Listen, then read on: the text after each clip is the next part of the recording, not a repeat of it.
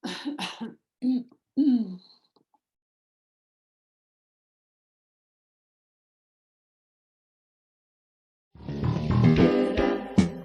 tierra, tierra, tierra, tierra, tierra, tierra, tierra, tierra, tierra, tierra, tierra.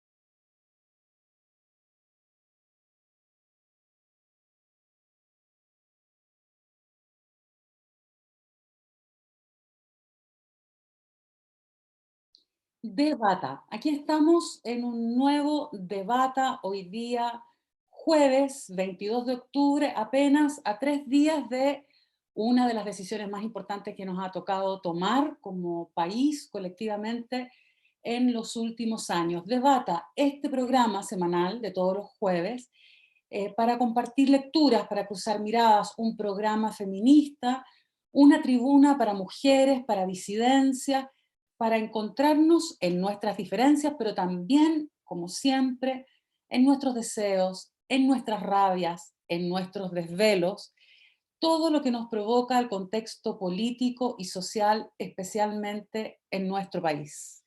Queremos hablar de todo, queremos también discutir harto, no nos interesa estar siempre de acuerdo, nos interesa pensar un poco más y revisar junto a nuestras invitadas los horizontes, las estrategias del movimiento feminista, especialmente en estos días. Agradecemos como siempre a Dada Lu, la compositora y creadora, incansable experimentadora que ha hecho la música para nuestro programa. Y además quiero recordarles que estamos transmitiendo por las redes de La Morada, Facebook, Instagram y Twitter, y también por el Twitter de Radio Tierra, porque Debata es el primer programa de esta nueva época de la Radio Tierra. Hoy, lamentablemente, no están con nosotras nuestras panelistas habituales, Javiera Mansi y Kena Lorenzini. Se están perdiendo un día clave, pero bueno, volverán el próximo jueves para que podamos analizar y seguir discutiendo en qué estamos, qué es lo que nos toca por delante, etc. Esta ha sido una semana y sigue siendo hasta un par de días más una semana tremendamente importante. El 18 de octubre, el domingo último, hace 4 días, se celebró el aniversario de este movimiento que se ha gestado, se ha sostenido ya por todo un año de distintas maneras, con distintas fuerzas, digamos, con distintos espacios también, porque no hay que olvidar que parte importante de este último año lo hemos pasado en el encierro de la pandemia y bajo condiciones también que no son siempre justificables, como el toque de queda, etc. Y este aniversario del 18 de octubre nos recuerda también que aquí hay algo muy importante que ha sido desde las organizaciones y los movimientos sociales que se ha podido conquistar, que es justamente el proceso constituyente en el que estamos todos y todas involucrados, pero también este último aniversario, el 18 de octubre, viene a recordarnos que no basta con la institucionalidad del proceso, que es necesario seguir defendiendo cada día y cada paso de este trabajo, de esta responsabilidad, de este desafío político que tenemos por delante. Pero también, justamente al calor de las manifestaciones, en la Plaza Dignidad y en otros lugares, en Hornida, en fin, hemos visto que hay situaciones tremendamente preocupantes. Por una parte, ha quedado claro que hay infiltrados al interior de las acciones y del movimiento social que muchas veces están cumpliendo un papel tremendamente, no solo problemático, sino que diría yo directamente violento.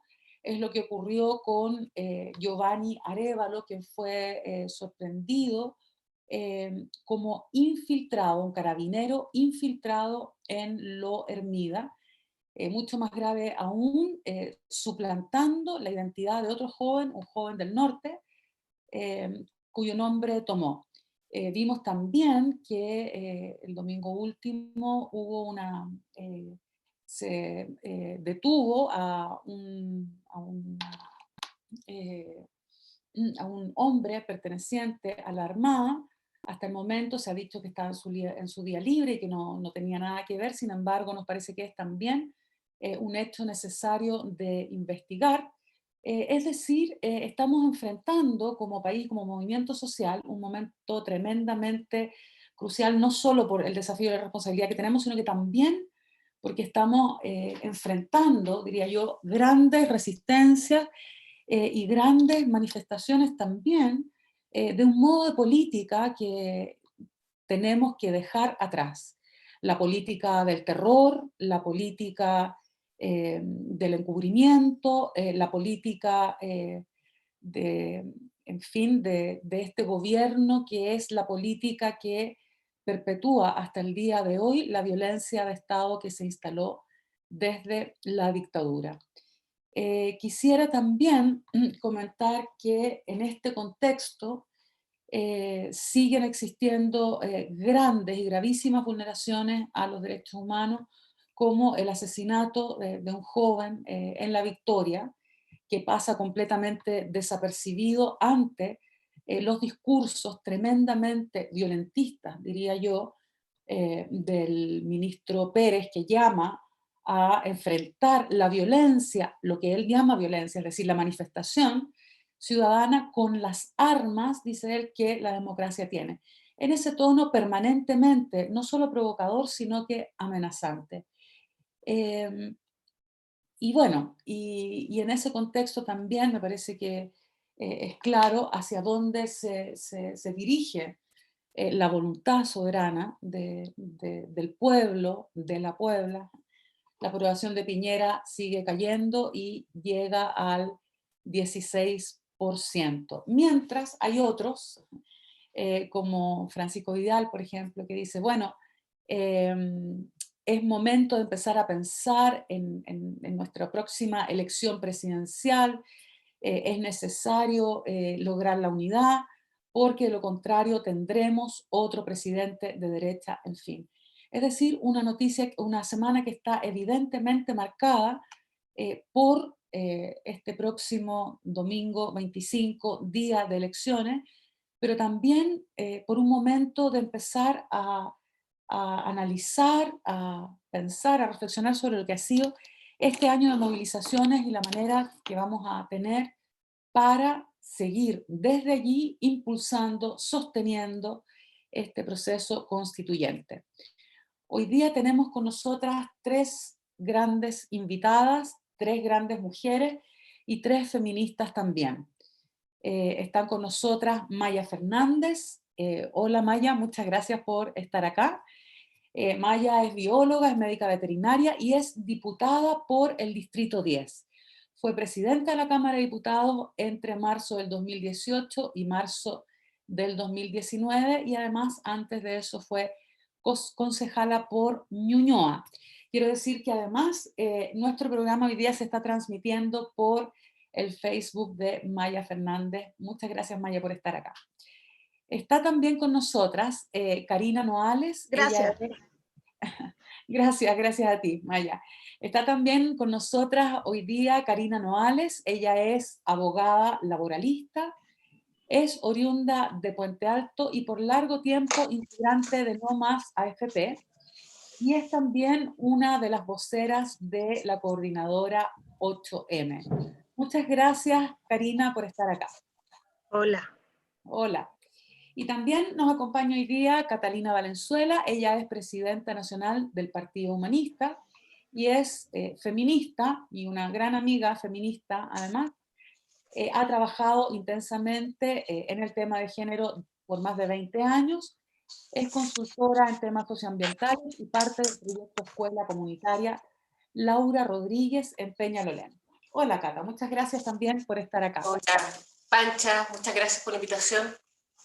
Bueno, la verdad es que agradecemos mucho, como Radio Tierra, como Morada, que estén hoy día con nosotras, en un momento que es tremendamente importante y clave. Enfrentamos este domingo una elección, o sea, no una elección, una votación que es histórica, por varias razones. Primero, porque por primera vez en estos 30 años, tal como lo dice el grito de la calle desde hace un año, porque en 30 años estamos teniendo la posibilidad de dar un paso más allá de de la constitución que la dictadura estableció, amarró, etcétera, pero no es solo un paso más allá de un documento, es en verdad la posibilidad de imaginar otro país, otra política, otro pacto de convivencia, que es justamente lo que ha desbordado no solo las calles, sino que el malestar, en fin.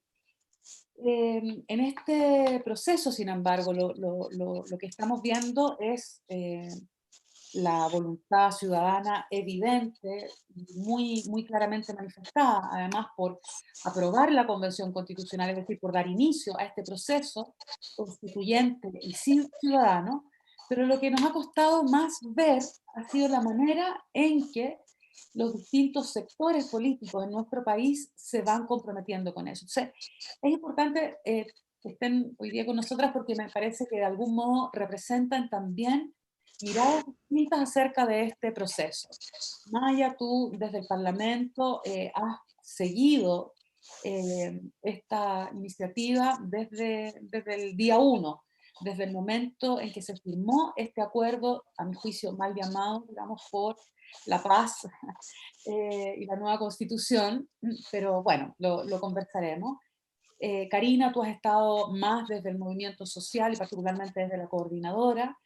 Y Catalina, tú has estado desde un lugar más intermedio que tiene que ver con un partido político que tiene una historia muy importante en Chile, pero también un partido que ha tomado a veces una posición más crítica respecto a este proceso.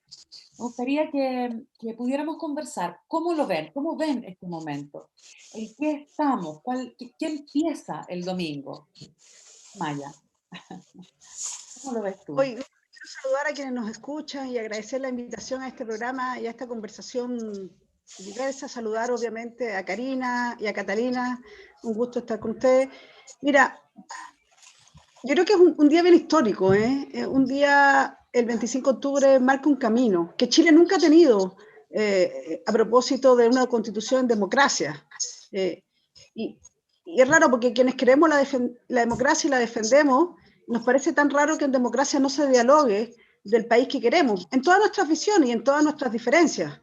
Pero eso debería ser la democracia, ¿no? El diálogo permanente, la posibilidad de justamente hablar de la carta, le dice así la carta madre, Karina es abogada, yo no, pero uno tiende a decir que nos guía en el camino de este nuevo pacto social. Y tú decías muy bien, ¿qué marca? Mira, yo fui parte del movimiento AC, marca tu voto, para la elección anterior de la expresidenta Michelle Bachelet, y yo creo que si bien en algunas comunas se marcó harto, normalmente eran las comunas que tenían mejor formación, que tenían las comunas siempre tan movidas como Ñuñoa, por ejemplo, fue la que marcó más alto en esa ocasión. Y no así tuvimos eso mismo en las comunas populares. Y algo cambió con la movilización social, y hay que decirlo. Es decir, el tema ya no era de la élite política, el tema de la nueva constitución era de la ciudadanía. Por eso yo digo que este es el plebiscito del pueblo. Y por tanto eso era muy importante y hay que decirlo. Permanentemente este es un logro y la gente, de hecho en un momento leí que el libro que en un momento fue más vendido era la Constitución. algo que se veía distante para los que no somos abogados, es un libro que no es fácil muchas veces, que lo vemos con una distancia.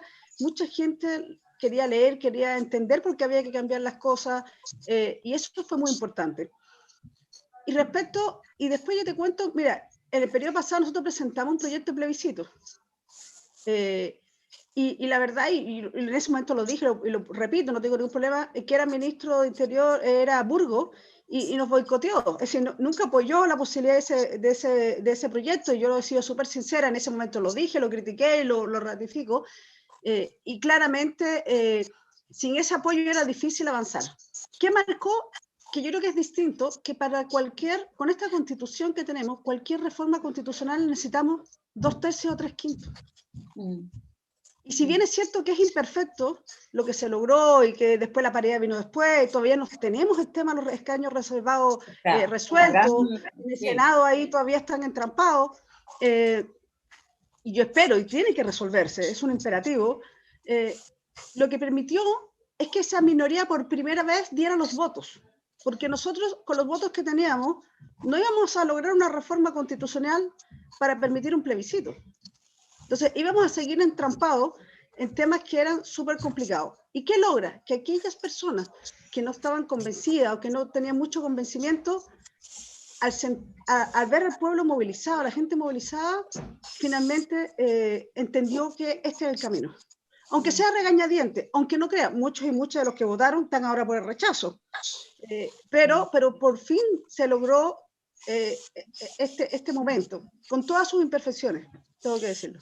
O sea, que justamente la movilización social la que permite dar este paso, que la institucionalidad política, además sometida a las reglas de la Constitución pinochetista, digamos, no puede lograr. Ahora, en este diálogo, si lo pudiéramos llamar así, entre el movimiento social y la institución política, ¿en qué estamos? ¿En qué estamos? Porque una de las grandes cuestiones que se ha planteado también a propósito de este momento es quiénes van a protagonizar este hecho democrático y, tal como tú dices, histórico, que es el de la escritura de una nueva constitución, democracia, pero además con carácter paritario, que es la primera experiencia en el mundo.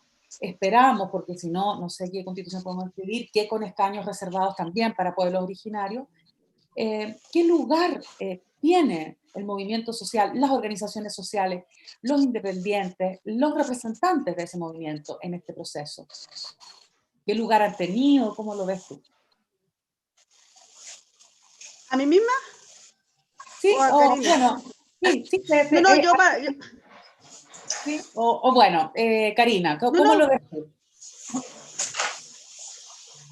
Ay, quedé insegura, no sé, a lo mejor María quería plantear algo al respecto. No, planteo cortita, porque la idea es escucharlas a ustedes también, me interesa mucho. Además, con Catalina, por alguna razón, siempre nos tocan programas juntas, y es un agrado, además, decirlo.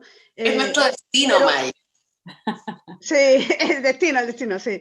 No, mira, el movimiento social es vital. El movimiento social, y no solo desde los movimientos sociales, sino también la organización local, absolutamente barrial, territorial, es fundamental en lo que viene.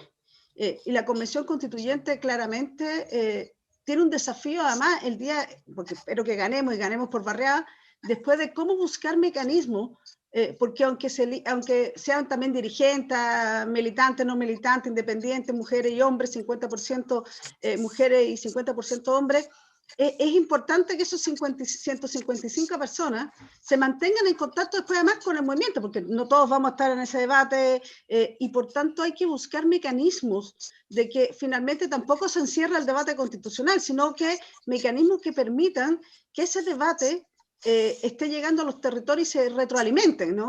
A propósito, y que todos sepamos, ya como ciudadanas, qué es lo que se está debatiendo y cómo va ese debate. Entonces, en ese sentido, yo creo que además, aparte de participar y estar los movimientos sociales y organizaciones, obviamente organizaciones feministas, además el rol que van a jugar posterior cuando sean elegidas y elegidos, y cuando estemos debatiendo algo que es muy importante, que es el contenido de esa nueva constitución. Entonces yo creo que eso es fundamental. Y ahí me quedo porque no quiero ser yo la única que hable. Karina, ¿cómo lo ves tú? Que está justamente desde el lado del movimiento social, que que ha sido parte además de una organización feminista también muy importante como la Coordinadora, y que ha tenido todo un proceso que ha ido, yo diría, evolucionando también a lo largo de este año. Es decir, hasta cierto momento la Coordinadora tenía una posición más crítica respecto al plebiscito, luego se sumó a la necesidad de participar de esta instancia. ¿Cómo ves tú este proceso, la participación del movimiento social, etcétera? Bueno, lo primero es que los pueblos, ¿no? En este Chile plurinacional se disponen a concretar una demanda democrática que es ineludible, que es el fin de la Constitución de Pinochet. Esa demanda que ha sido sostenida durante 40 años ha significado un precio altísimo hasta ahora, ¿no? Estamos hablando de cerca de 40 muertos, estamos hablando de al menos 2.000 personas que han vivido prisión política por levantarse, estamos hablando de al menos 5.000 denuncias por violación a los derechos humanos, de las cuales cerca de 400 son por violencia política sexual, lo que incluye violaciones, cerca de 1.300 son denuncias de niños, niñas y adolescentes, ¿no? Y aquí estamos hablando de cifras conocidas, nos consta que deben ser muchísimos casos más, y esto está en impunidad todavía, a pesar de que la Fiscalía tiene reconocido por lo menos 500 agentes del Estado que han participado de estos hechos, solamente un poco más de 60 han sido formalizados, y ese es el precio que hemos tenido que pagar por empezar a concretar esta demanda democrática tan ineludible, que en efecto no fue llevada a cabo durante 30 años de gobierno de la transición democrática. La relación que puede pensarse hoy entre el movimiento social, que sin duda ha sido en su forma más organizada o establemente organizada, y en su forma también más inorgánica, ¿no? Que ha irrumpido de manera masiva en la vida política, para nosotras contiene un balance de lo que ha sido la experiencia con la democracia postdictatorial para millones de personas, y creemos que es una experiencia que parecía silente, ¿no? Durante mucho tiempo, y este silencio en buena medida está determinado porque efectivamente la democracia que emerge de la dictadura busca excluir deliberadamente de la participación política a los sectores populares, a la clase trabajadora, etcétera, ¿no? Es interesante cómo en algún momento estoy pensando en los debates constitucionales. Jaime Guzmán, un poquito antes de que se redacte la actual Constitución, tiene un artículo muy interesante que se llama Sufragio Universal y Nueva Institucionalidad, y él plantea que el desenlace del año 73 era inevitable desde el momento en que se incorpora al sufragio universal a una enorme masa de personas que no tienen nada que defender en el sistema, lo dice así. Entonces el desenlace del 73 podría haberse dado el año 50 o el año 90, pero en la medida en que se le dio la participación política a estos sectores, iba a suceder igual, y él trata de pensar esta nueva institucionalidad diciendo, bien, lo ideal sería volver al voto censitario, pero el imperativo histórico ya no lo permite. Entonces tenemos que mantener el sufragio universal, buscando una institucionalidad que excluya igual, al final del día, de esta participación a estos sectores. Y yo creo que ese razonamiento efectivamente fue adoptado por la democracia, ¿no?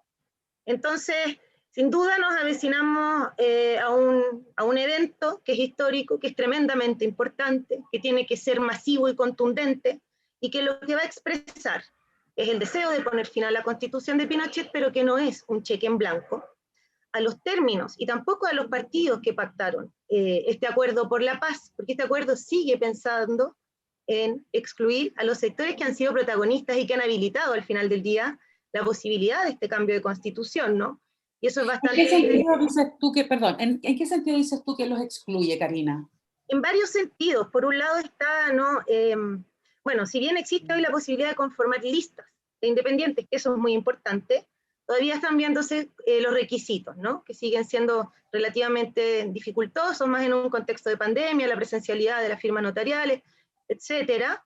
Pero también siguen operando aquí normas del sistema electoral de esta institucionalidad que menciono, ¿no? Por ejemplo, los dirigentes y dirigentes sindicales no pueden ser candidatos o candidatas salvo que renuncien, ¿cierto? Pero ese tipo de vetos no opera respecto, qué sé yo, de un gran empresario, ¿no? Y nadie podría desconocer que ambos sectores representan intereses políticos, y está bien, que así lo sea, ¿no? Bueno, es muy elocuente la potencia que ha tenido el movimiento feminista cuando pensamos en que dentro de una serie de limitaciones lo que sí pasa es la paridad, ¿no? Y que el feminismo de alguna forma se ha convertido en un horizonte ineludible, en una presencia como, digamos, un mínimo democrático que no es posible dejar de observar, pero eso también contrasta cuando pensamos en la cuota de pueblo originario, a pesar que la lucha del pueblo mapuche, por lo menos en el periodo democrático, es la primera y que no suele historizarse. Nosotros pensamos el 2001, el 2006, qué sé yo, 2011 y el 97 es cuando emerge la reivindicación territorial, con la ocupación territorial, con mucha fuerza y que se ha mantenido durante décadas. Esos sectores sí quedan excluidos en este momento, ¿no? De poder tener una autorrepresentación. Y por otro lado, y esos son los requisitos previos, ¿no? De quienes pueden estar ahí, la convención, pero luego la convención misma, ¿no? Con su veto de minoría, es sumamente gravosa y que nosotras tenemos la expectativa de poder sortear también a través de la movilización. Pensamos que estos términos no están escritos sobre piedra, de la misma manera en que nos parecía inimaginable hace un año estar en este escenario, ¿no? Y en ese sentido una posibilidad muy interesante es poder pensar efectivamente en los plebiscitos dirimentes, o intermedios, ¿no? Ajá. Esos serían mecanismos posibles, dices tú, como para ir dirimiendo eventualmente esta falta de quórum que se estableció allí. Cata, ¿cómo lo ves tú? Tú estás, por una parte, en esta política institucional, partidaria, etcétera, pero también en relación con el movimiento. ¿Qué te parece a ti este diálogo entre institución, movimiento social? ¿Es posible, no es posible? ¿Hay exclusiones? Bueno, me parece que hay exclusiones súper claras como las que marca Karina, efectivamente, hasta el día de hoy, es decir, viernes, sábado, domingo, 3 días del plebiscito, no tenemos un acuerdo sobre escaños reservados, para no decir todo lo que viene después de eso, digamos, o cómo se establecen los acuerdos entre los pueblos, entendiendo la plurinacionalidad que es una realidad en nuestro país, etc. ¿Cómo ves tú este proceso constituyente en lo que vamos, lo que empieza a partir del lunes, etcétera? Bueno, también primero saludar a las chicas, ¿no? Karina, Maya, nuestro amigo, no sé cómo se llama. Andrés Vargas, ahí en los Andrés, controles. un gusto. Pancha, obviamente, estás re bonita, Pancha, me encanta tu nuevo look, así como labios rojos. Hay Gracias. que darse ánimo, ¿eh? Porque pandemia, todas ahí a mal traer, tratando de seguir la vida como si no fuera raro que a uno lo ronden la muerte, la enfermedad y la pobreza, los 3 miedos esenciales del ser humano, ¿no? Nosotros aquí tratando de hacer como que la vida sigue, que está bien, ¿no? Pero no nos olvidemos del punto. Bueno, yo creo que si no fuese presidente del Partido Humanista no tendría opción de ser presidente de ningún partido, ¿no? Porque nosotros históricamente tenemos una línea clarísima que a mucha gente le debe parecer lo más raro del mundo, lo más antipolítico, e históricamente también nos han tratado de, así como los hippies buena onda, los utópicos, pero que no cachan nada de política.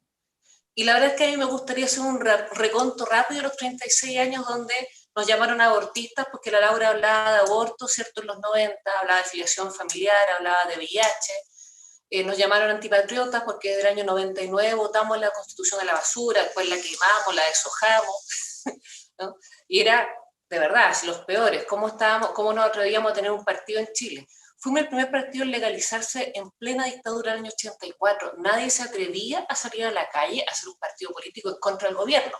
Y cuando se dieron cuenta que funcionaba, fue así como, ya, hagamos. ¿No? Después, siguiendo en el mismo proceso, tirando la Constitución a la basura el año 99, desde el año 2000 estamos en campaña fija para eliminarla. Y el año 2004 y 2005 estuvimos en talleres en muchos colegios y tratamos de llevar el tema de lo importante en lo constituyente. Entonces, cuando apareció este primer pingüinazo el 2006, todos con amigos, todos más jóvenes además, ¿no? Llamando a los chiquitos que conocíamos y diciéndole, acuérdense lo de la Constitución. Y en esa época, además, los sectores más extremos de la política nos decían, compañeros, o sea, ¿qué les podemos decir? Educación gratuita en Chile, o sea, con suerte, arancel diferenciado. O sea, dense con una piedra en el pecho si llegamos a tener arancel diferenciado. Entonces, ¿qué quiero decir? Que a lo mejor ni tan locos, ni tan hippies, ni tan apolíticos, sino más bien un poquitín adelantados. Y bueno, ¿no? También uno tiene que reconocerse sus logros cuando el resto no los reconoce. Y en esta línea nosotros fuimos claros, no firmamos el famoso Acuerdo por la Paz. De hecho, yo estuve en esa jornada histórica, que les digo que es muy loco, muy surrealista recordarla en el tiempo. Darte cuenta que algo ahí estaba más que claro, más que fraguado, que sentimos de manera evidente que era una cooptación al movimiento social, ¿no? Porque si bien es cierto, muchos pueden encontrar, y lo entiendo, ¿no?, cosas positivas en haber hecho esto, porque es un avance, por donde tú quieras. Yo no estoy tratando en ningún momento de imaginar que quienes tienen una mirada positiva lo hacen falsamente. Pero para mí eso fue un pacto de paz por paz armada. O sea, esta cuestión está clara. O se aceptaba eso, o sea, el toque de queda a las 10 de la noche era a las 6 de la tarde como cuando éramos niños, ¿no? Hay un tema claro, y eso no es algo menor, ¿no? La condición de origen es básica. Y de ahí para adelante todo. Este origen, dices tú, sostenido sobre una amenaza golpista, que es lo que... Sobre una amenaza que uno nunca sabe si era cierta, pero el hecho de que estén poniendo la espada de Damocles, que cuando estábamos encerrados ahí en el ex Congreso, aquí en Santiago, nos mandaran videos, nos llegaran videos de distinta gente en el país diciendo que había desplazamiento militar, acuartelamiento, que en Valparaíso se habían bajado las tropas y te mostraban a los tipos con metralletas, digamos que a uno le quedaba dando vueltas.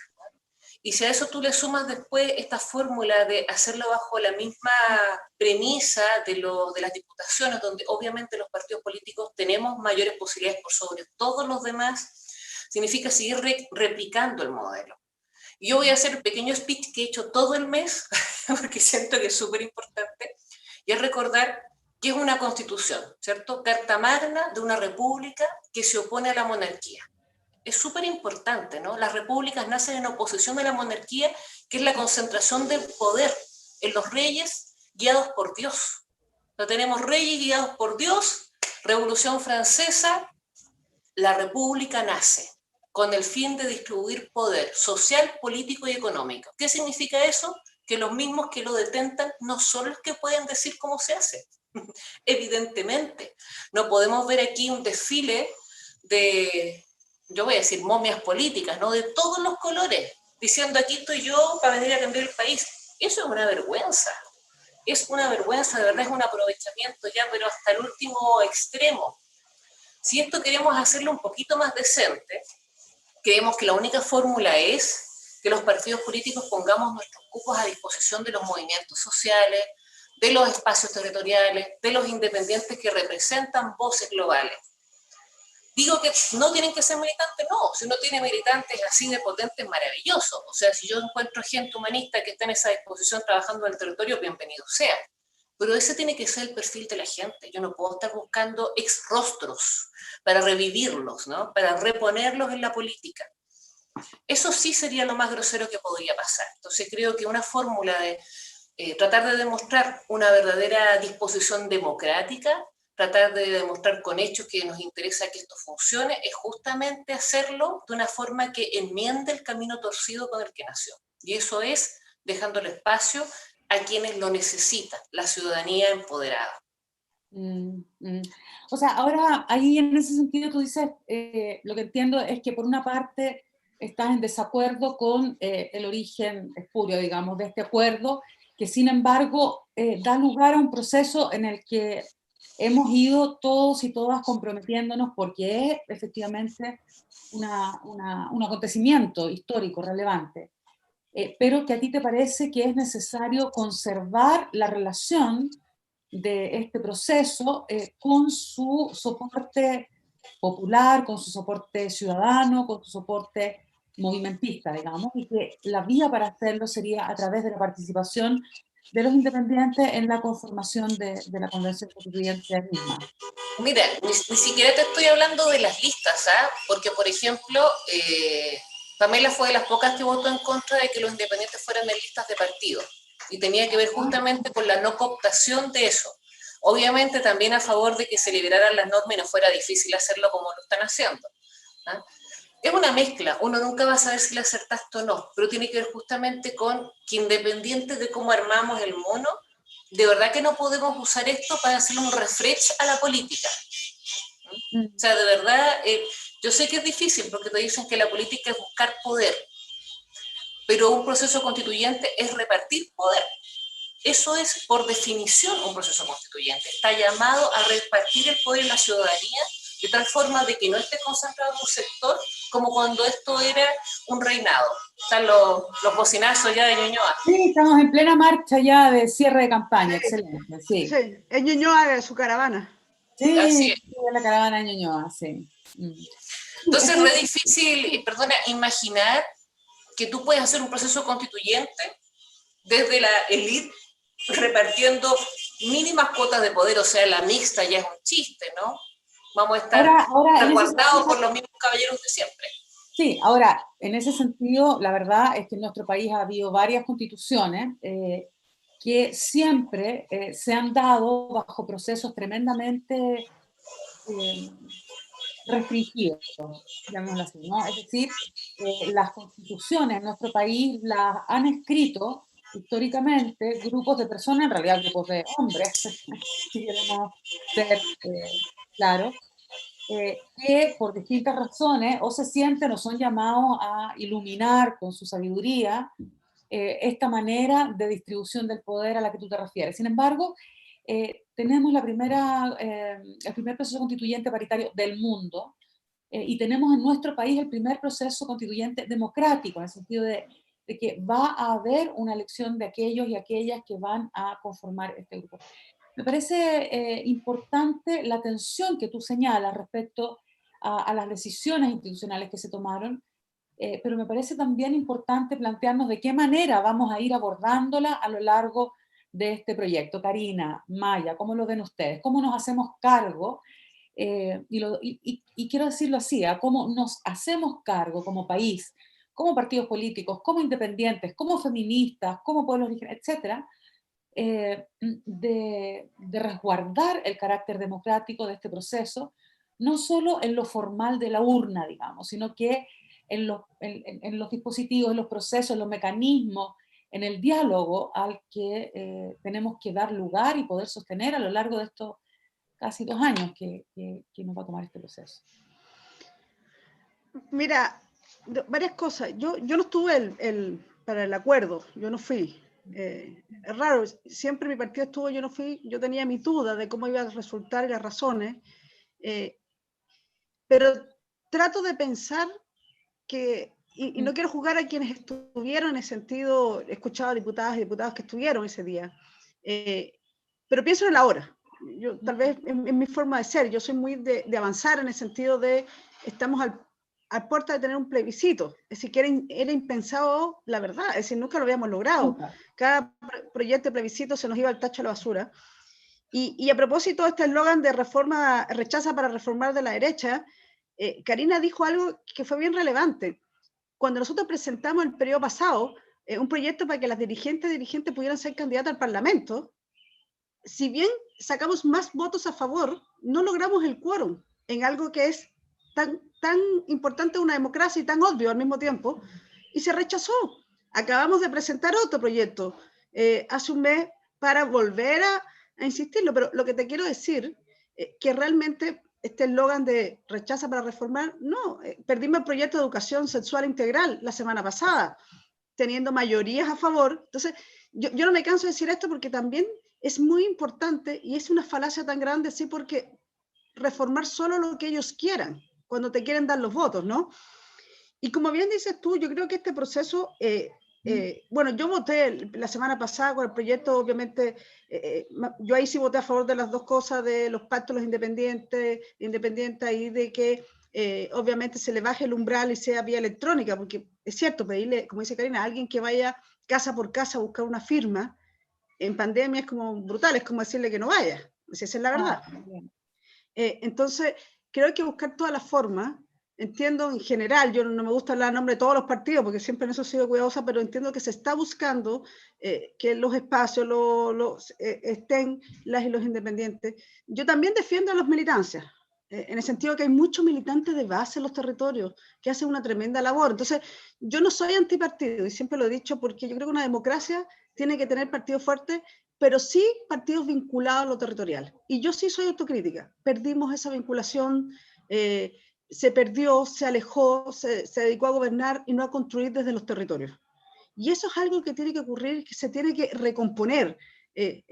Por eso yo no soy antipartido, porque yo también, y conozco muchos militantes y militantes de distintos partidos que se la juegan en los territorios, que son parte del movimiento feminista, que son dirigentes sindicales. Entonces, siempre defiendo eso, lo voy a hacer hasta el final, y creo que también merecen estar, porque han tenido una trayectoria muy buena.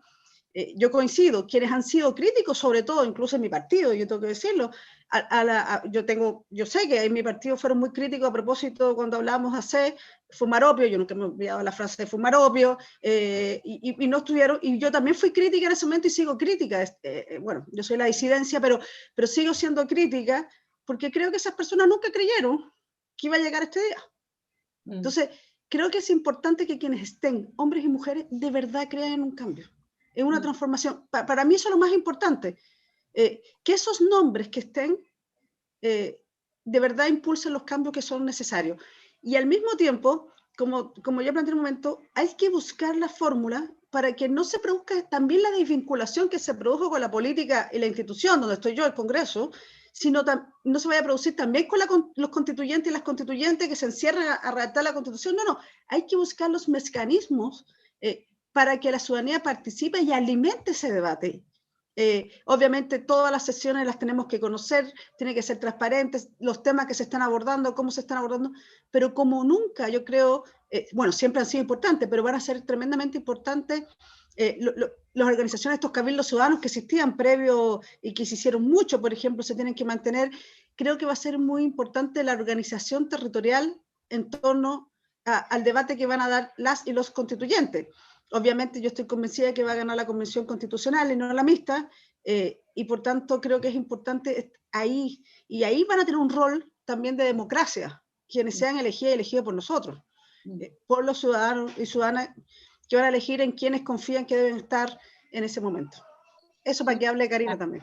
Súper importante. Ahora, sí, igual yo me preguntaría, le pregunto a Karina, te pregunto a ti, te pregunto a la Cata, pero antes de darte la palabra, Karina, claro, ¿cómo nos vamos a asegurar de que quienes sean electos y electas efectivamente tengan una relación con estos cabildos territoriales? Es decir, que podamos sostener también en el tiempo este diálogo democrático. Karina, ¿cómo lo ves tú? Sí, yo pienso que este problema, ¿no?, el de la relación que hemos denominado entre los partidos y los movimientos sociales, es un problema que está atravesando el siglo XXI. No es un problema nuevo tampoco en el siglo XX, pero la manera en que se expresa hoy ha estado históricamente determinada por la inexistencia, ¿no?, de los grandes partidos obreros. Estamos hablando más allá del Partido Socialista, ¿no? El Partido Socialista, el Partido Comunista en Chile, el peso histórico de estos partidos fisonomizaron completamente la actividad popular durante prácticamente un siglo y en los eventos políticos más importantes. Y eso fue así a nivel mundial. Sucede lo que podemos denominar, no recuerdo el nombre que se le da, dependiendo del lugar y del país, pero ocurrió esto, la social liberalización de los antiguos partidos obreros, es decir, son partidos que se convirtieron en administradores de lo que resulta después de la caída de los socialismos reales, ¿no?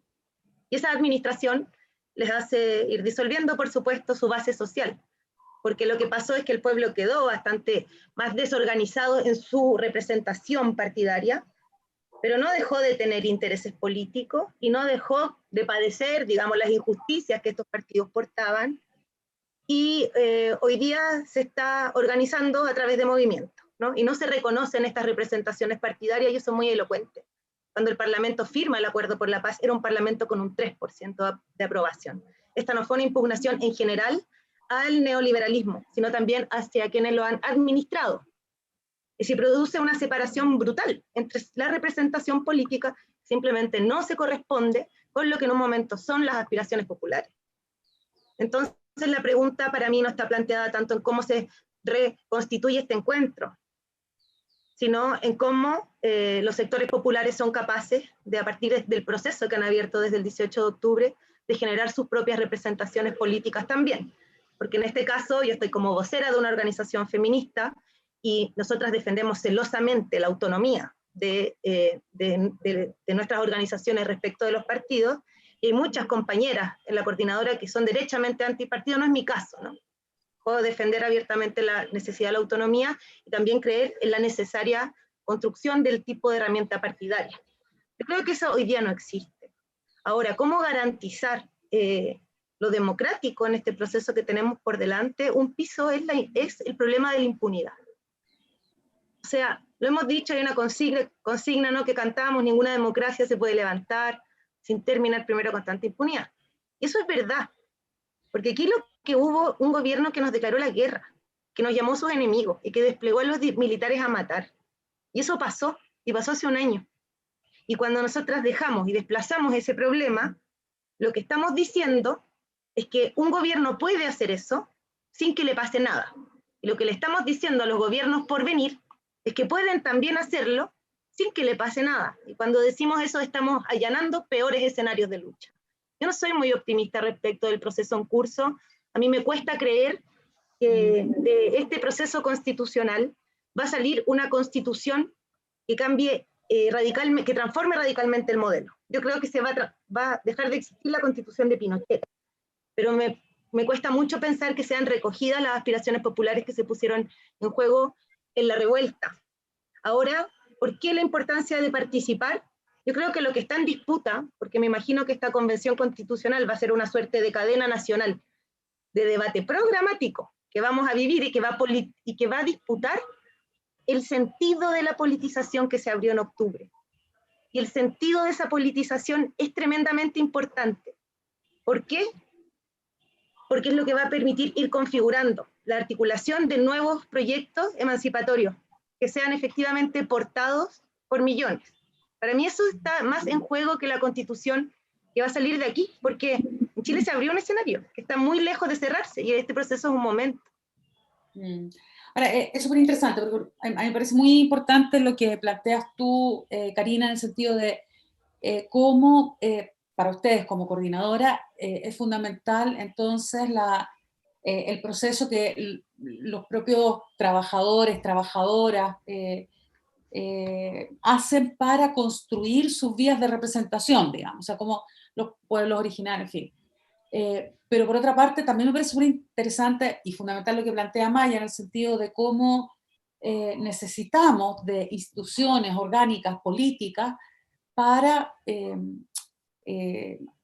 no quiero usar malas palabras como gestionar, administrar, para realizar, para materializar, digamos, la democracia. Y me parece que de algún modo la despolitización de la que habla Karina es también el efecto, uno de los efectos simbólicos más persistentes de la dictadura, es decir, de la violencia de Estado en sus distintos niveles, digamos, también sobre la política. Y claro, y creo que una ocasión como esta es una ocasión fundamental para plantearse la posibilidad de establecer ese diálogo entre la institución política y no solo los movimientos, sino que las formas de representación decididas por los trabajadores, las trabajadoras, la clase, los pueblos, etc. Cata, ¿cómo lo ves tú? Tú, bueno, en tu historia del Partido Humanista, estas últimas décadas nos contabas que fue el primer partido en salir a inscribirse, digamos, a regularizarse, a legalizarse, aún cuando estaban prohibidos los partidos políticos. Es decir, que han tenido una trayectoria institucional. Sin embargo, hoy día planteas que ha habido un distanciamiento importante entre esta forma partidaria de la política y la vida de los movimientos sociales. ¿Cómo lo ves tú? ¿De qué manera este proceso, el momento en el que estamos, lo que comienza el lunes cuando ganemos, porque estoy de acuerdo, vamos a ganar, pero sin duda la Convención Constitucional. ¿Cómo lo vamos a hacer a partir del lunes para restablecer este diálogo, para buscar nuevas formas de representación, que efectivamente es un problema no solo en nuestro país, en el mundo? Digamos, ¿cómo hacer de esto algo, tal como decías tú, que no sea solo un refresh de la política, sino que sea realmente un paso en la construcción de algo distinto? Mira, nosotros en algún minuto levantamos con mucha fuerza una propuesta de un centro de estudios humanistas que no es un centro del partido, ¿eh? Los que ubican el Partido Humanista saben que en realidad somos un movimiento antiguo con 50 años que pensamos en la maquiavélica idea de humanizar la tierra. Y uno de los, así como movimientos que se arman tienen que ver con lo político, pero además está lo social con la Comunidad para el Desarrollo Humano, está lo internacional con el Centro de las Culturas, y también está, por ejemplo, el Centro de Estudios Humanistas Aletelle, que se dedica a hacer estudios justamente. Y desarrolló uno que lo venía trabajando desde el 2010, que incluso en ese minuto presentó a la moneda con el gobierno de Bachelet, y tenía que ver con una fórmula que se ha venido trabajando en distintos niveles. El Colegio de Profesores adhiere a él, por ejemplo, y era impulsar. ¿Qué es impulsar? No es que nosotros levantemos, es poner a disposición el tema de las asambleas territoriales, y si hay asambleas autoconvocadas, prestar, ¿no?, lo que sea necesario. Eso es desde el local, desde el café, desde la cuestión más doméstica y básica, ¿no? Propiciar los espacios para apropiamientos sociales, político-culturales, ¿no? Darnos esa tarea. Si bien el formato que hoy día nos plantean nos dificulta un poco eso, no lo imposibilita. Creemos que de verdad lo que acá hay que promover es que se hagan actividades comunales que vayan generando candidaturas que en realidad sean mandatados, ¿no? Alguien que va, es como alguien que toma la posta. Y ahí uno tendría que trabajar, y lo queremos hacer a nivel estructural como orgánica política, que tiene que ver con la revocabilidad de cargos, que es algo que hemos presentado infinidad de veces, pero acá, mandatos revocables. Usted está mandatado para llevar esto. Y esto tiene que ser además asistido hoy día, que hemos aprendido que funciona, con transmisiones en vivo y en directo de cada una de esas reuniones. Están transformando el país, así que yo no quiero ver grabaciones de esas reuniones. Quiero prender mi cámara, mi tele, lo que sea, y ver en vivo si me están representando como corresponde.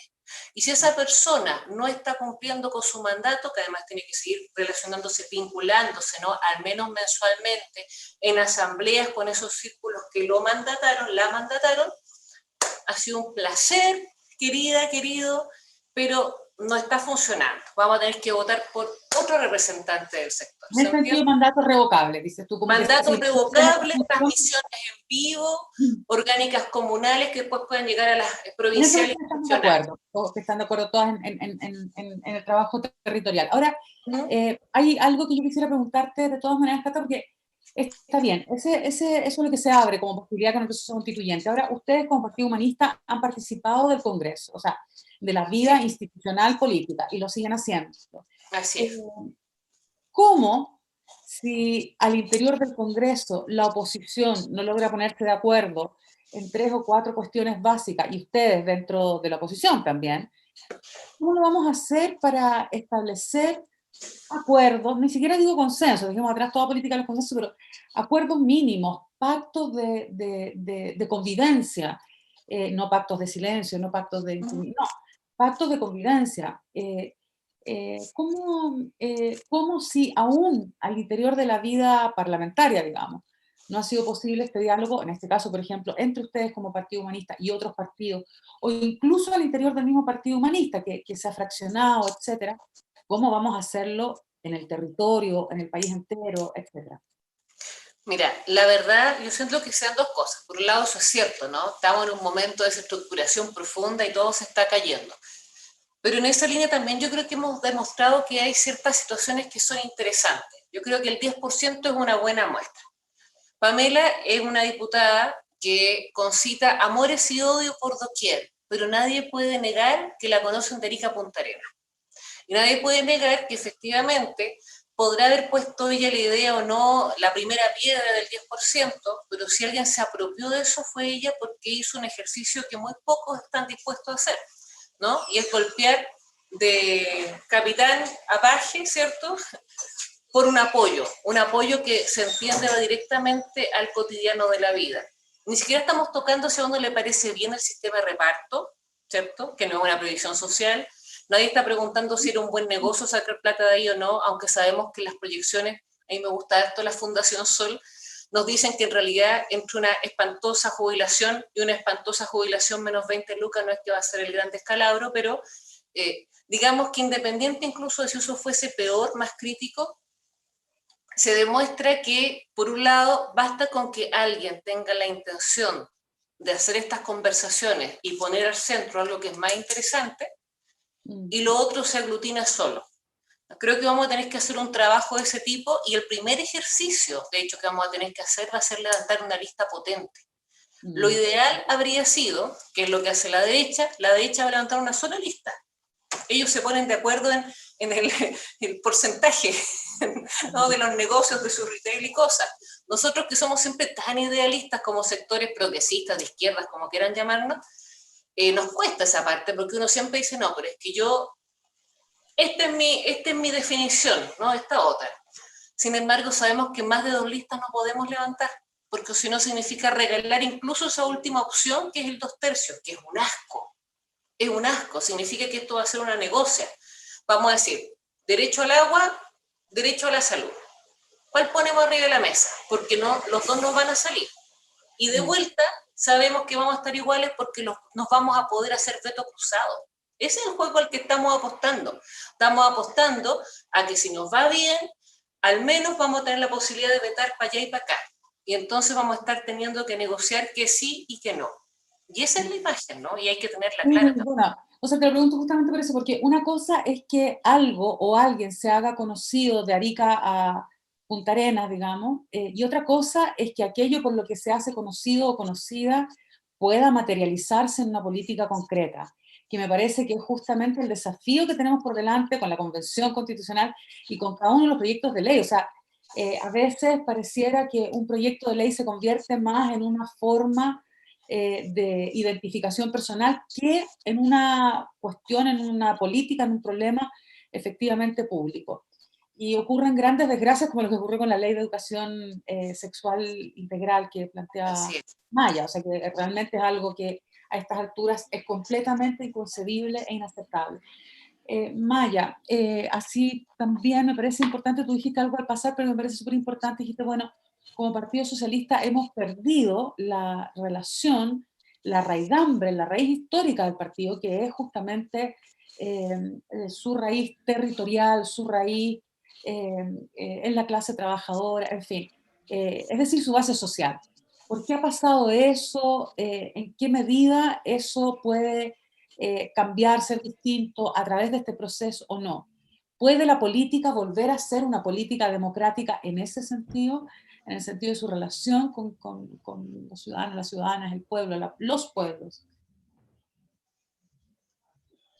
Sí, yo creo, mira, yo creo que se ha perdido mucho, y no solo el Partido Socialista, ojo, pero voy a hablar del Partido Socialista, nunca hablo de los demás partidos, no me corresponde, salvo que tenga una crítica real, pero en general no lo hago porque yo creo que lo que ocurre a la vuelta de la democracia es que, mira, te lo pongo así, yo volví a Chile en el año 92, yo venía de Cuba, del exilio, y a mí una de las cosas que me llamó la atención al principio, y que le encontraba muy duro, era cuando yo tenía compañeros de universidad que me decían que sus papás, sus familiares recién estaban como volviendo a hablar. Entonces, yo le decía, ¿por qué? Y me decía, porque durante la dictadura no hablaron, dejaron de hablar, dejaron de opinar porque no sabían qué les podía pasar, porque un vecino, una vecina lo podía delatar, o incluso un familiar. Entonces, en algún momento algo pasó, que se produjo una calma, se empezó a gobernar. Y yo creo que hubo una desmovilización, además, en general también, es decir, desde los movimientos también, desde la gente que se movilizó mucho en la lucha de la dictadura, y los partidos se llegaron a gobernar y ya no estar en los territorios. Es decir, yo creo que y yo cuando uno anda en los territorios te cuentan muchas historias de cómo se hacían las cosas, las reuniones, los encuentros, la lucha de la dictadura, nos contaban cómo se mandaban los mensajes. Es impactante las mujeres cómo se arriesgaron para llevar los mensajes durante la dictadura, y eso ojalá algún día se escriba una historia sobre eso específicamente. Es decir, yo cuántas mujeres me he encontrado en los territorios que me dicen, entonces, esa Las migas de vinculación, pan, los papeles de las cajetillas de cigarro. exactamente, tantas cosas. Entonces, eso es espectacular. Entonces, yo creo que eso en algún momento se rompió. No totalmente, porque yo insisto, hay muchos, nosotros tenemos también dirigentes de juntas de vecinos, dirigentes que todavía están en los sindicatos y dirigentes también, pero sí se debilitó mucho. Y eso hay que reconectarlo. Y hay que reconectarlo, como dices tú, con presencia territorial. No solo desde la política, sino desde la temática. Y yo creo que eso es muy importante, esa reconexión ciudadana. Incluso cuando opinan distinto a nosotros, ojo, porque a veces nosotros hablamos del pueblo, pero a veces uno va a una reunión y hay distintas opiniones de la gente que se junta, de lo que llamamos pueblo. Hay gente que tiene visiones distintas a mí y visiones distintas entre ellos y ellas. Y es bien interesante porque ¿a qué pueblo escuchamos? ¿A que piensa igual que yo? ¿A que piensa un poco distinto a mí? Por ejemplo, a mí me ha pasado cuando fueron los cabildos que se organizó en el gobierno de la expresidenta, fui a cabildo donde todos en general yo sentía que tenían una mirada más de izquierda y progresista, pero por ejemplo en el tema de migración veía diferencia. Entonces era bien interesante. Todos se consideran, y todas las que están ahí se consideran de izquierda, pero había una visión distinta respecto a la migración. Entonces tú decías, bueno, y de toda esta gente que se considera izquierda, ¿quién escucho? Todos son pueblos. Entonces, es bien interesante lo que empieza a ocurrir en los territorios, y cómo escuchamos y cómo llevamos esa voz. Y por eso también la iniciativa popular de ley, que no lo hemos dicho, yo creo que es fundamental. Por ejemplo, eso va a conectar mucho a la gente. Si bien no es una solución, pero creo que es un gran paso de todo lo que se ha dicho, además, la posibilidad de esta iniciativa popular de ley. Entonces, siento que pasó eso, esa es la verdad. Y siento que ha pasado eso también. Yo me acuerdo cuando yo llegué a Chile el año 92, las organizaciones, yo estudié en la Chile, por ejemplo, la FECH era muy potente, y eso se ha perdido también. Veamos las últimas votaciones que está pasando. Entonces también tenemos que pensar una forma en siglo XXI. Había gente, mira, el PNUD sacó unos informes hace un par de años que a mí me parecieron bien relevantes, porque decía, todo el mundo habla de participación, y cuando tú convocas a participar, llega un porcentaje muy bajo. Es decir, decía, poca gente finalmente está dispuesta a dejar su fin de semana, porque ya Chile tiene una vida muy agitada, muy sobrecargada de trabajo, con jornadas laborales extenuantes, y finalmente la gente tiene poco tiempo y espacio finalmente para hacer el fin de semana. Yo lo encontraba bien interesante. Esclavitud, digamos, que es lo que el PNUD ha descrito. Exactamente, entonces pero uno encontraba interesante respecto a eso. Entonces, eso es lo que yo creo que nos pasó a nosotros, el Partido Socialista, y a muchos partidos. Y creo que ese es el desafío que también hay. Y cómo fortalecemos la democracia. Y yo creo, lo decía Catalina, y la derecha, mira, estar en el Congreso, uno aprende mucho también. La derecha ahí nos dice, mira, ustedes al final siempre están peleados por quién es más rojo. ¿No? Es una forma... y finalmente nosotros se unen. ¿Por qué se unen ellos? Porque ellos van a defender el modelo. Se pueden agarrar, se pueden pelear, pero finalmente se van a unir en una sola lista porque tienen que defender su modelo. Punto. Y en eso, aunque no se hablen los que vayan a ir, van a ir. Y nosotros tenemos un desafío mayor respecto a eso. Ok, veamos en qué puntos tenemos mirada común. Que ojalá no sean las diferencias las que primen, porque necesitamos tener mayor cantidad de mujeres y hombres en la constituyente.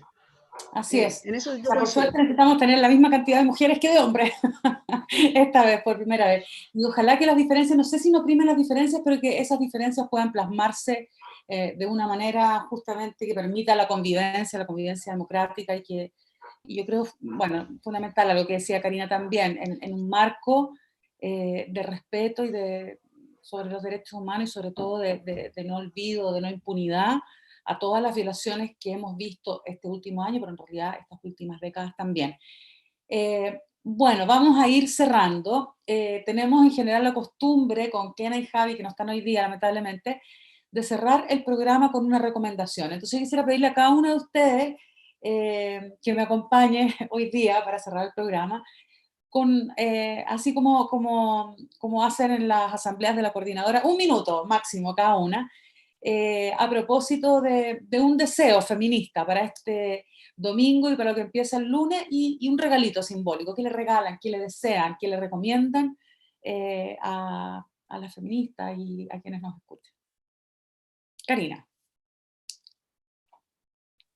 Qué difícil. Yo pienso que lo que nos deseo como feministas es que no soltemos la potencia y el protagonismo que hemos conquistado en el proceso que se viene. Creo que va a ser absolutamente fundamental, no solo algún nivel de acuerdo en torno a lo programático en general, sino a la centralidad feminista, y si no estamos nosotras para ponerla, no hay absolutamente nadie que la vaya a poner por delante. Gracias, Karina. Cata, ¿qué Estaba encontraste pensando, sí, en la lectura, en el universo? inspirándome en lo que decía Karina, porque claro, que el deseo feminista, así como para darle continuidad a lo que decía Cari, yo diría, claro, que no nos falte la fuerza, la luz y el amor que vamos a necesitar las feministas para hacernos cargo de este espacio que hemos venido buscando por décadas, por siglos, porque va a ser muy necesario en el nuevo Chile que queremos levantar. Y que no nos falte esa fuerza, que no perdamos la fe, porque nos van a seguir haciendo difícil la pista. Eso. Gracias. Maya. Uy, sí, siempre es difícil estos mensajes de 1 minuto, ¿no? Pero las feministas en toda su diversidad, en el sentido de pensamiento, yo creo que han mostrado un liderazgo súper potente. Yo creo que si alguien ha marcado el camino, son las mujeres y el movimiento feminista. Es decir, yo creo, y es cuestión de recordar las marchas, antes del 18 de octubre, las marchas por el 8 de marzo y lo que ocurría, de verdad yo creo que las mujeres, sin lugar a dudas, tienen ahí en primer lugar el liderazgo en potencia, en fuerza, y yo creo que eso se tiene que mantener. Y eso no hay duda, porque además el movimiento feminista en Chile viene de muchos años, de muchas mujeres que lucharon y que no fueron escuchadas. Yo creo que los tiempos han cambiado, pero mujeres que no fueron escuchadas y que muchas veces se burlaban de ellas. Entonces, creo que es muy potente el movimiento feminista y el rol que va a jugar en este proceso va a ser vitalísimo. Y regalos, oye, a mí siempre los regalos siempre son difíciles. Bueno, pero yo creo que en estos días previos al plebiscito y a votar, yo creo que lo que estamos regalando o compartiendo, todos son los lápices azules, para que no nos falten ese día. Eso. Bueno, yo también quiero expresar un deseo que cada una de las mujeres, ojalá que salga elegida para la Convención Constitucional, sea una feminista que represente, no necesariamente una posición, porque tenemos que aprender a debatir, a discutir también entre las feministas, pero que represente esta larga historia a la que cada una ha hecho referencia, de las mujeres que hemos tenido que disputar y pelear para lograr el voto, para lograr la educación. Bueno, que lo ejerzamos, que ejerzamos ese voto, que ejerzamos ese diálogo y nuestro movimiento. Y no olvidar, como dice Maya, el lápiz azul, la mascarilla y todo lo necesario para ir a votar, para ir a ejercer ese derecho que nuestras abuelas y bisabuelas conquistaron tal como nosotras, en la calle, peleando, con el guanaco, con lo que fuera necesario. Y eso es lo que nos tiene acá. Demos otro paso más, démoslo como feministas, como movimiento, a partir de este domingo. Quiero agradecerles de nuevo muchísimo por estar acá hoy día con nosotras en este debate en Radio Tierra, y espero que podamos seguir conversando, debatiendo, dialogando y ojalá muy contentas a partir de la próxima semana, pero también siempre muy alertas. Muchas gracias. Gracias, un gusto. Chao. Chao a Nos todos. vamos con un video bellísimo. Chao. Chao. Chao. ¿De verdad no vaya a ir? Ya te dije ya. Que no lo puedo creer, pues, Michael. Más lo que anduvimos weando en las marchas, ¿para qué? ¿Para qué ahora te quedas en la casa? Me da pena la wea. ¿Vos crees que con un lápiz la weá va a cambiar? Vos sabés bien que todo esto nació un puro lápiz. No te metáis vos. Esta cabra es chica. Ya no soy cabra chica, ¿oh? Si no fuera el cabra chica, iríais vos a votar, pues. ¿No estarían jugando a mí? Es que ¿Qué hace vos? Chao. Ya, Michael.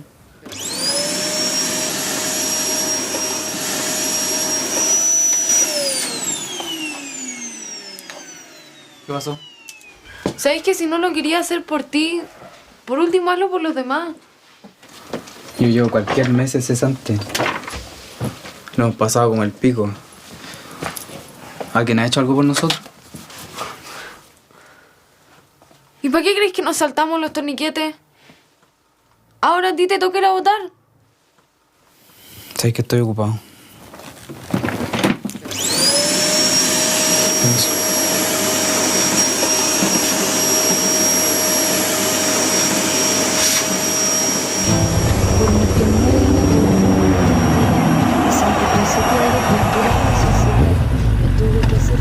Por necesidad del hombre de la casa muy temprano. Flavia. ¡Vamos! Espérame. Desde que nací conocí la necesidad. Mi corazón descalzo se perdió en el ¿Y vos? de mis suelas gastadas de tanto ¿Carnet? Sí, sí, lo tengo. ¿Alcohol gel? Oye, ¿y ganas de cambiar este país culiao? Yo que todo lo que tengo es mi verdad. Y que solo me acompaña, mi verdad,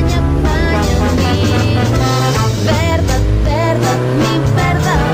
No quiero tu autoridad, solo quiero caminar con dignidad y conquistar mi libertad.